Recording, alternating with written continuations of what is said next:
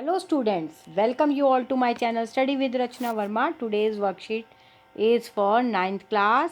Worksheet number 68 और विषय है विज्ञान. डेट है 16/12/2020.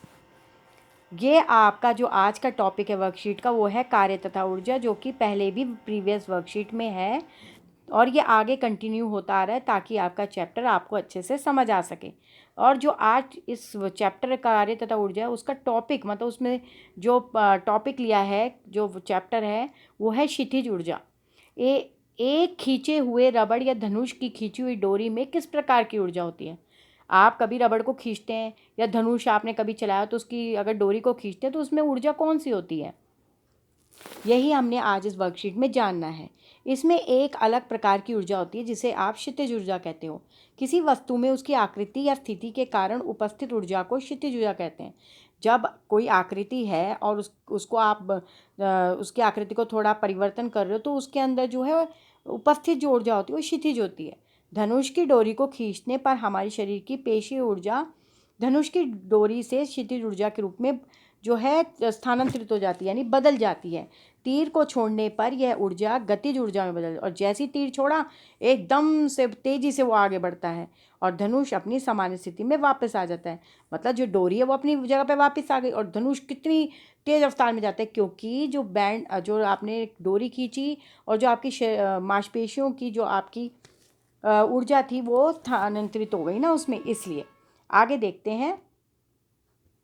आगे वर्कशीट में है किसी ऊंचाई पर वस्तु की क्षितिज ऊर्जा. अब आपको मतलब इस टॉपिक में है कि अगर कोई वस्तु ऊंचाई पर है तो उसकी क्षितिज ऊर्जा क्या होगी. तो ये आपका है कि किसी वस्तु की ऊंचाई पर ले जाने पर उसकी क्षितिज ऊर्जा बढ़ जाती है. यदि आप ऊंचाई पर लेके जाएंगे तो क्षितिज ऊर्जा बढ़ गई. ऊंचाई बढ़ने के लिए गुरुत्वाकर्षण बल के विपरीत कार्य किया जाता है. मतलब क्योंकि ऊंचाई जैसे बढ़ेगी तो गुरुत्वाकर्षण का जो बल होता है उसके विपरीत कार्य होने के कारण इसे गुरुत्वाकर्षण क्षितिज ऊर्जा कहते हैं. यहाँ वस्तु का द्रव्यमान जो है m है. माना किसी एक ऊंचाई पर ले जाने पर मतलब ले जाते हैं तो वो हाइट यानी h हुआ. तो वस्तु को उठाने के लिए लगा न्यूनतम बल, अगर आप कोई वस्तु उठा रहे हैं तो उसका बल जो आप अपने आप को न्यूनतम रख के उस भार को उठा रहे हो तो mg के बराबर होगा. अतः वस्तु पर किया गया कार्य उसकी क्षैतिज ऊर्जा के बराबर होगा. वस्तु पर किया गया कार्य.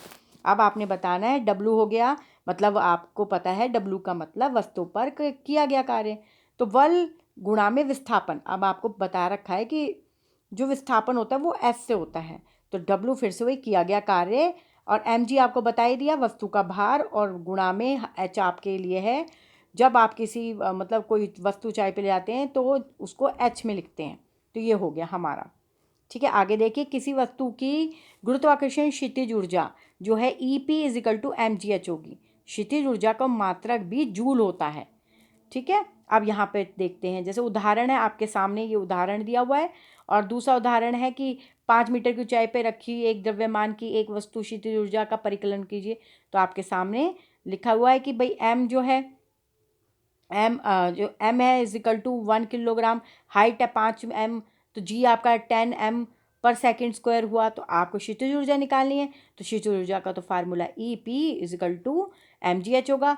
तो EP का होता है 1 और आपका m हो गया 10 और यहाँ पे मतलब आप जब इसे मतलब EP का जो फार्मूला m हो गया आपका 1, g हो गया आपका 10 और 5 हो गया आपका h. तो ये सारा मल्टीप्लाई करके 50 जूल. तो ये था आपके वर्कशीट के उदाहरण. अब यहाँ पर हम देखते हैं और क्या है. किसी वस्तु की क्षितिज ऊर्जा केवल उसकी ऊंचाई पर ही निर्भर करती है, चाहे वह किसी भी पथ से उस ऊंचाई पर पहुंची हो. नीचे की ओर गिरने वाली वस्तु लगातार त्वरित होती है. उसकी क्षितिज ऊर्जा लगातार जो है मतलब लगातार जो है त्वरित होती है उसके, क्योंकि उसकी क्षितिज ऊर्जा लगातार गतिज ऊर्जा में बदल जाती है. नीचे पहुंचने तक वस्तु की पूरी क्षितिज ऊर्जा गतिज ऊर्जा में बदल जाती है. तो ये आपके 2 पॉइंट्स हो गए. अब यहाँ पे क्वेश्चन आंसर है.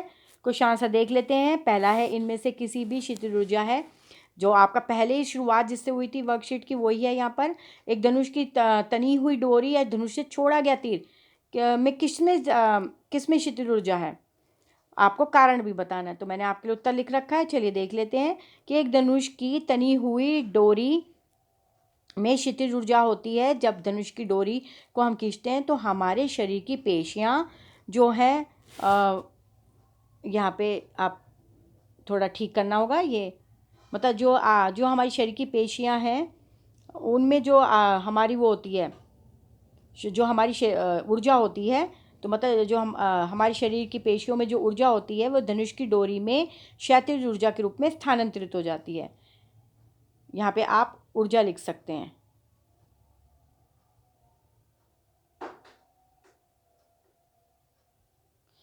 में ऊर्जा होती है तो वह धनुष, अब यहाँ से शुरू कर सकते हैं, तो वह धनुष की डोरी में क्षितिज ऊर्जा के रूप में स्थानांतरित हो जाती है। चलिए मैं फिर से आपको पढ़ देती हूँ। मतलब हमारी शरीर की पेशियाँ में ऊर्जा होती है तो वह जो है धनुष की डोरी में क्षितिज ऊर्जा के रूप में स्थानांतरित हो जाती है। प्रश्न दूसरा यहाँ पर है, h ऊंचाई पर रखी एक वस्तु की क्षितिज ऊर्जा सूत्र की गणना करिए। अब आपको जो है सूत्र की गणना करनी है। तो यहाँ पर आपके पास P आपको पता ही है, आपको पर बताया गया है कि जो है उसका फार्मूला, तो P/E = mgh। ये रहा ना आपको एक बार मैं दिखा देती हूँ आपकी वर्कशीट में। ये रहा आपका फार्मूला, क्षैतिज ऊर्जा का फार्मूला ये रहा आपका, मतलब ये नहीं, ये तो आपको सम के अकॉर्डिंग रखना है। ये है आपका फार्मूला, ठीक है। अब आगे देख लेते हैं। तो यहाँ पे जैसे है Pe=mgh, यहाँ m वस्तु का द्रव्यमान, g गुरुत्वीय वातावरण और h पृथ्वी की सतह से जो है वस्तु की ऊंचाई है। चलिए आगे प्रश्न को देखते हैं क्या है हमारे और प्रश्न में।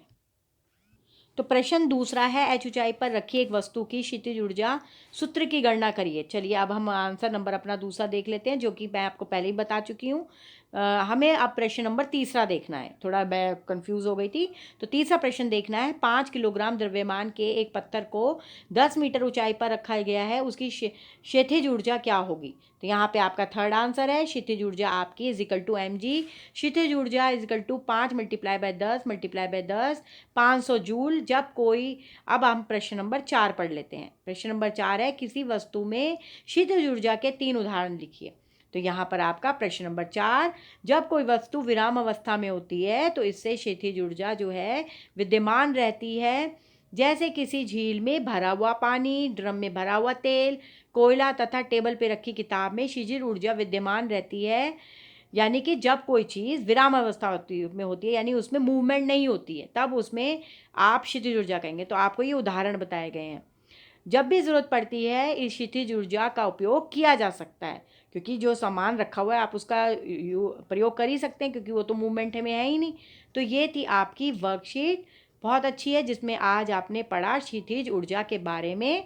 तो आपको ये चैप्टर फिर से, मतलब ये वर्कशीट फिर से पढ़नी है, ताकि आप चैप्टर को अच्छे से जो है समझ सके। अगर आप साथ साथ नहीं पढ़ेंगे तो आपके लिए बहुत मुश्किल हो जाएगी पूरे चैप्टरों को समझना। तो बच्चों ज़्यादा से ज़्यादा शेयर कीजिए, and thank you so much for watching my video.